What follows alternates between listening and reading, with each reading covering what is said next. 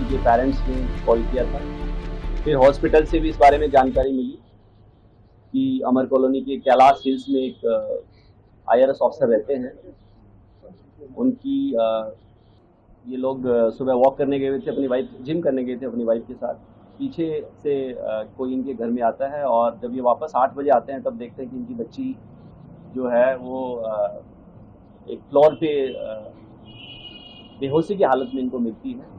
फिर ये उसको तुरंत स्कॉट हॉस्पिटल में लेके जाते हैं फोर्टिस NFC एरिया में, और वहाँ पे डॉक्टर इनको ब्रॉड डेड डिक्लेयर कर देते हैं बच्ची को। इस इंफॉर्मेशन के बाद पुलिस की टीम जो है अपना काम शुरू करती है।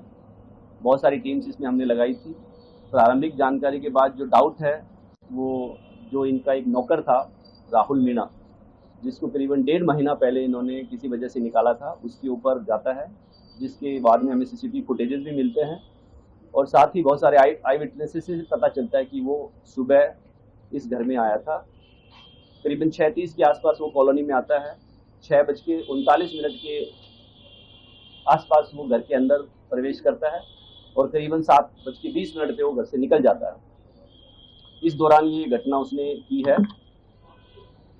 उसके बाद बहुत सारी टीम्स आगे की जानकारी के हिसाब से काम करती है और इसमें हमने करीबन 15 से ज़्यादा टीम्स अलग अलग एरियाज में भेजी थी, खास करके राजस्थान में जहाँ का ये रहने वाला था, राजगढ़ तहसील अलवर में, जयपुर, दौसा, और इसके अलावा बहुत सारी टीम्स और इलाकों में, खास करके दिल्ली के अलग अलग इलाकों में जहाँ पे इसकी रहने की संभावना थी।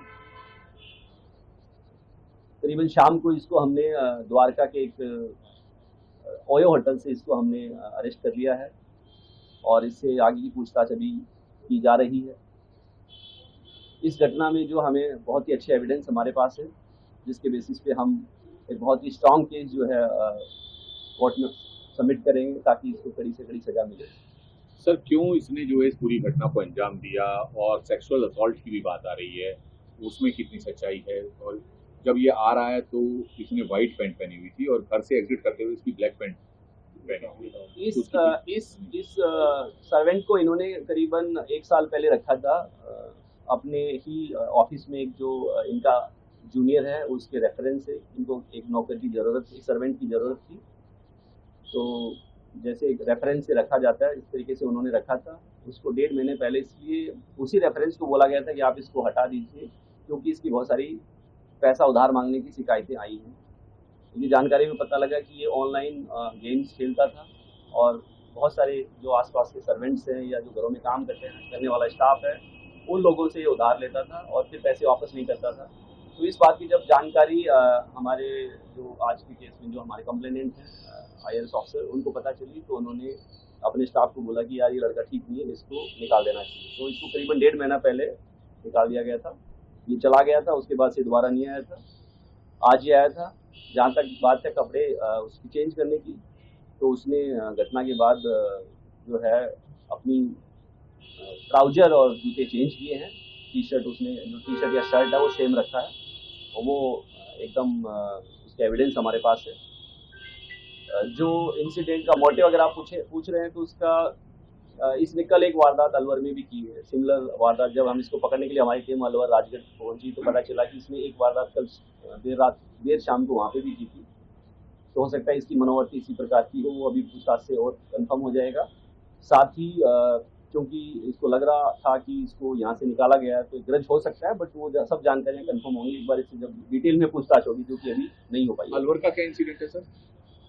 जो अभी हमें वहाँ के ऑफिसर्स ने बताया कि इसने वहाँ पे भी एक अटेम्प्ट टू रेप या रेप का केस, वहाँ एक रेप का केस इसमें रजिस्टर हुआ है कल। सर इस केस में भी क्या सेक्सुअल असॉल्ट हुआ था सर, या कोई रेप का ऐसा है? यस, इसमें हमने रेप और मर्डर की धाराओं में, साथ ही रोबरी की धाराएं लगाई हैं और केस रजिस्टर किया है। सर क्या वेरिफिकेशन बैग में रखे थे और उस बैग को लेकर के जा रहा था घर से, और सीक्वेंस क्या था कि क्योंकि उस वक्त लड़की जो है ऊपर पड़ रही थी? जैसा मैंने बताया कि इसने जो घर में एंट्री है करीबन 6:39 पे की है। जो प्रारंभिक जांच से पता चला है कि इसको इस बात की जानकारी थी कि घर में एंटर करने की जो की है वो कहाँ रखी जाती है, क्योंकि वो एक मेड के लिए एक्स्ट्रा की घर में रखी गई थी। मेड अभी जो है वो कुछ दिन के लिए छुट्टी पे गई थी, बट जो की है वो एक गुप्त जगह पे घर के बाहर रखी जाती थी, जिसके बारे में इसको जानकारी थी, तो इसने इस तरीके से एंट्री की है। बच्ची का जो रूम है वो घर के अंदर से स्टेयर्स के ऊपर जाके एक फ्लोर पे है। मोस्ट प्रोबेबली जो है ये ऊपर गया है और घटना का अंजाम दिया है, और उस घटना को अंजाम देने के बाद ये निकल गया है और फिर जो मेन बिल्डिंग है उससे इसने राइट टर्न लेके बाहर चला गया।